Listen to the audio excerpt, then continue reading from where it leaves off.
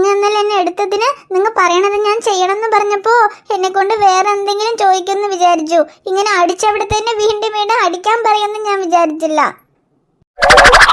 ഹെടി ഐഷുമാ, നിന്നെ കൊണ്ട് ഞാൻ വേറെ എന്തെങ്കിലും ആവശ്യപ്പെട്ടാ അതിനിങ്ങനെ ബെഡൊക്കെ വെച്ച് അതിൽ ഞാൻ ജയിക്കണം എന്നൊന്നും ആവശ്യമില്ല. നിന്റെ അടുത്ത് വന്ന ഒരു ചെറിയ സ്മൈൽ ചെയ്താൽ മതി, ഞാൻ എന്ത് ചോദിച്ചാലും നീ തരുമല്ലോ. പക്ഷെ നിന്നെ കൊണ്ട് ഇങ്ങനെയുള്ള പണിയൊക്കെ എടുപ്പിക്കാനല്ലേ എനിക്ക് ഭയങ്കര ബുദ്ധിമുട്ടായിട്ടുള്ളത്. അതാണ് എനിക്ക് കിട്ടിയ അവസരം ഞാൻ ഇങ്ങനെ യൂസ് ചെയ്തു. ഒന്ന് പുകി മനുഷ്യ, എനിക്കൊന്നും അടിച്ചു വരാൻ വയ്യ. എടി അങ്ങനെ പറഞ്ഞാൽ എങ്ങനെയാ? 7 മാസം കഴിഞ്ഞാൽ ഇതുപോലെ കുനിഞ്ഞു നിവർന്നിട്ടുള്ള പണികളൊക്കെ ചെയ്യണം, കുറച്ച് എക്സസൈസ് ഒക്കെ ചെയ്യണം. അന്നതിന് ഡെലിവറി സമയത്ത് വലിയ ബുദ്ധിമുട്ടില്ലാതെ ഇരിക്കും. നിന്നെ കൊണ്ട് എക്സസൈസ് ചെയ്യാൻ പറഞ്ഞാലും എനിക്ക് കൈ വേദനിക്കണു കാല് വേദനിക്കണു എന്ന് പറഞ്ഞാൽ നീ എസ്കേപ്പ് ആവും. ശരി, എക്സസൈസ് ചെയ്തില്ലെങ്കിലും കുഴപ്പമില്ല, വീട്ടിലുള്ള പണിയൊക്കെ കുനിഞ്ഞു നിവർന്ന് ചെയ്താൽ തന്നെ മതി, അതേ വലിയ എക്സസൈസ് ആണ്. പക്ഷെ നീ ആണെങ്കിലോ അതും ചെയ്യുന്നില്ല. എന്തെങ്കിലുമൊക്കെ കുറച്ച് ചെയ്യുമ്പോഴേക്കും എന്റെ അടുത്ത് വന്ന് ഏട്ടാന്നും പറഞ്ഞ് ഐസ് വെച്ച് എല്ലാം എന്റെ തലയ്ക്ക് കെട്ടിയിട്ട് നീ എസ്കേപ്പ് ആവും. അതാ, ഇനി നിന്നെ ഇങ്ങനെ വിട്ടാൽ ശരിയാവില്ല എന്ന് എനിക്ക് മനസ്സിലായി. ഇനി ഇങ്ങനെ വലിയ ബെട്ടൊക്കെ കെട്ടി നിന്നെ ഇങ്ങനെ എന്തെങ്കിലുമൊക്കെ പണിയെടുപ്പിച്ചാലല്ലേ ഉള്ളൂ. അതുകൊണ്ട് എന്തായാലും എന്റെ മകളെ ഞാൻ പറഞ്ഞത് ചെയ്യാന്ന് പറഞ്ഞതല്ലേ. അയ്യോ ഷമീർ, അതിനൊന്നും പറഞ്ഞ് 10 പ്രാവശ്യം അടിച്ചവിടെ തന്നെ അടിക്കാൻ പറഞ്ഞ എങ്ങനെയാ? ഐഷു, ഇത് പണിയല്ല, എക്സസൈസ് ആണ്. അതുകൊണ്ട് നീ കുനിഞ്ഞ് 10 പ്രാവശ്യം അടിച്ചേ പറ്റൂ. ശരി, നിങ്ങൾ പറഞ്ഞ പോലെ ഞാൻ ഇവിടേക്ക് അടിച്ചു വിട്ടില്ലേ, മതി. ഐഷുമാ, ഞാൻ കണക്കിൽ കുറച്ച് വീക്കാണ്, എന്നാലും 1-2 പോലും അറിയാത്ത ആളല്ല. 10 പ്രാവശ്യം ഞാൻ അടിക്കാൻ പറഞ്ഞു, നീ 6 പ്രാവശ്യം അടിച്ചിട്ടുള്ളൂ. ഇനിയും 4 പ്രാവശ്യം അടിക്കണം. മര്യാദയ്ക്ക് അടിക്ക്. അയ്യോ ഷമീർ, മതി ഷമീർ, അടിച്ചടിച്ച് എനിക്ക് മതിയായി.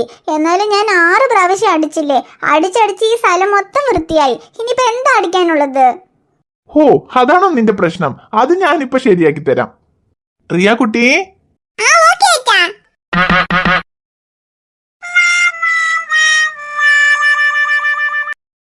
ആ ഇപ്പൊ നീ ചോദിച്ച പോലെ ഈ സ്ഥലം മൊത്തം ചെളിയായില്ലേ, ഇനി നീ അടിച്ചു വാരിക്കോ. എന്താ മോളെ നോക്കുന്നത്? നീ എത്ര നോക്കിയാലും ഇവിടെ നീ 10 പ്രാവശ്യം അടിച്ചു വാരാതെ ഇവിടെ നിന്ന് പോവാൻ പറ്റില്ല.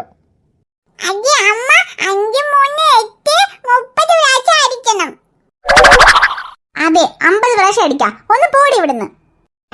ഐഷു ഡാർലിംഗ്, അവളെ കൊണ്ട് ദേഷ്യപ്പെടാതെ അടിച്ചു വാര്. എന്തായാലും ഇനി 4 പ്രാവശ്യം അടിക്കാതെ നീ ഇവിടുന്ന് പോവാൻ പറ്റില്ല. അയ്യോ, എന്തൊരു കഷ്ടവാ. അച്ഛനും മകളും കൂടെ ചേർന്ന് എന്തിനാ ഇങ്ങനെ ടോർച്ചർ ചെയ്യുന്നത്? ഞാൻ പാവല്ലേ, ഒരു ഗർഭിണിയല്ലേ. ഒരു ഗർഭിണിയാണെന്ന് പോലും നോക്കാതെ എന്നെ ഇങ്ങനെ ടോർച്ചർ ചെയ്താൽ എങ്ങനെയാ? ഓ, ഒരു ഗർഭിണിനെ എല്ലാരും കൂടെ ചേർന്ന് ടോർച്ചർ ചെയ്യുന്നേ. നാട്ടുകാരൊക്കെ ഓടിവായോ. എന്റെ ഐഷു ഡാർലിംഗ്, ഈ ഡ്രാമയൊക്കെ നമുക്ക് പിന്നെ കളിക്കാം കേട്ടോ. ആദ്യം അടിച്ചു വാരാ. നോക്കി നിൽക്കാതെ വേഗം വേഗം പണി നടക്കട്ടെ. ആ ശരി, അമ്മ അടിക്കട്ടെ. റിയ കുട്ടി, അമ്മ അടിച്ചു വരുന്നവരെ നമുക്ക് ബോറടിക്കില്ലേ? നമുക്കൊരു പാട്ട് പാടിയാലോ?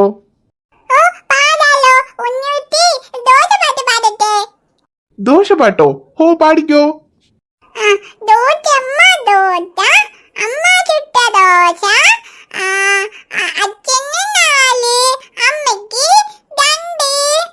അയ്യോ റിയ കുട്ടി, അമ്മയ്ക്ക് 2 പോരാ. അമ്മന്റെ വയറ്റിൽ ഇപ്പൊ കുഞ്ഞുവാവയും ഉള്ളതല്ലേ.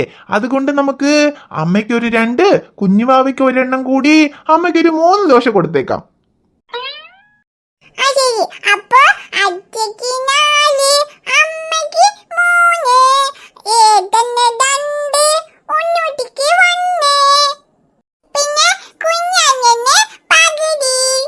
ഓ റിയ കുട്ടി, കുഞ്ഞനിയനും കൂടി ദോശ കൊടുത്തോ? സൂപ്പർ ഡാ ചക്കരെ. ഓ ഉണ്ണിക്കുട്ടി ദോശപ്പാട്ട് പാടിയപ്പോ തന്നെ അച്ഛനെ ശരിക്കും വിശപ്പെടുത്തു. എന്തായാലും ദോശ കഴിക്കണം. അമ്മ വേഗം അടിച്ചു വരിയാലേ നമുക്ക് ഉള്ളിൽ പോയി അമ്മയെ കൊണ്ട് ദോശ ഉണ്ടാക്കി തരാൻ പറഞ്ഞ് കഴിക്കാട്ടോ. അതെ, നല്ലോണം ഞാൻ ഉണ്ടാക്കി തരും. അയ്യോ റിയ കുട്ടി, അമ്മ ടെൻഷനിലാണ് തോന്നുന്നു. എന്തായാലും അമ്മന്റെ നമുക്ക് ദോശ കിട്ടില്ല. ദോശ അച്ഛൻ ഉണ്ടാക്കി തരാട്ടോ.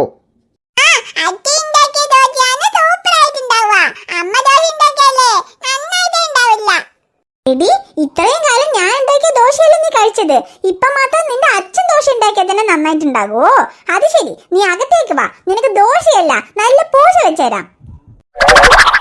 എന്റെ ചക്കരെ, പൂശ ഇപ്പൊ അവൾക്കല്ല. അടിച്ചു വാരിയില്ലെങ്കിൽ നിനക്ക് എന്നെ പൂശ കിട്ടും. മര്യാദക്ക് അടിക്ക്. ഷമീർ, കാല് വേദനിക്കണു. അശ്വ എന്റെ കുട്ടിക്ക് കാല് വേദനിക്കണോ? ശരി, എന്നാ വേഗം അടുക്കി, ഞാൻ നിന്നെ വീട്ടിലേക്ക് എടുത്തോണ്ട് പോവാം. അയ്യോ ദൈവമേ, വേണ്ട, ഇനി ഈ എടുക്കുന്ന പരിപാടിക്ക് ഞാനില്ല. എന്താടാ, കാല് വേദനയല്ലേ, ഞാൻ എടുക്കാം. ഒന്നും വേണ്ട, എടുത്തിട്ട് പിന്നെ വേറെ എന്തെങ്കിലും പണി ചെയ്യിപ്പിക്കാനുള്ള പ്ലാൻ അല്ലേ? എനിക്ക് കാല് വേദനയുമില്ല, ഒരു വേദനയുമില്ല, ഞാൻ അടിച്ചോളാം. ശരി ശരി, ഒരുപാട് കാല് വേദനിക്കുകയാണെങ്കിൽ ഇന്ന് അടിച്ചത് മതി, ബാക്കി നാളെ നോക്കാം.